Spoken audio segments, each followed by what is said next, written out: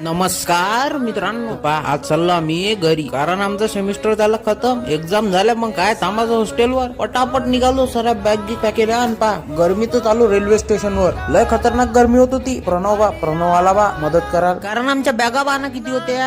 एवढ्या बॅगा उचलणं शक्य होते का? लोकली सुटली होती म्हणून एवढ्या बॅगासाठी प्रणव होता, रूम मधले दादा होते, त्यानं सहकार्य केलं. कशी तरी आम्हाला लोकल भेटली. आता आम्ही पोहोचलो पुणे स्टेशन. आपली ट्रेन तर लागली आहे भाऊ 6 नंबर प्लॅटफॉर्मवर. हा पा कसा पुलीसारखा सामान घेऊन चालला बाहेर. एवढा खतरनाक पाऊस येऊ राहिला, काय सांगता. आम्ही मग बॅगा गिका दिल्ल्या ठेवून आणि आलो इकडे. मस्त ब्रेड पकोडा खाले. कसं आहे, पावसात खाण्याची मजाच काही अलग येते ना. हो, पाऊस एवढा तर नाश्ता गिस्ताही केला, मित्रासाठी आणला. आणि आता मस्त आपल्या बर्थवर येऊन बसलो, कारण गाडी निघून राहिली होती ना. आणि बेलवाले दादाही आलते. मधात इच्छा झाली होती पण पैसे नव्हते. ट्रेन मध्ये लवकरच आराम केला आणि सकाळचे 3 वाजले आणि आम्ही उठलो, कारण तेजस भाऊचं स्टेशन आलं होतं ना, शेगाव.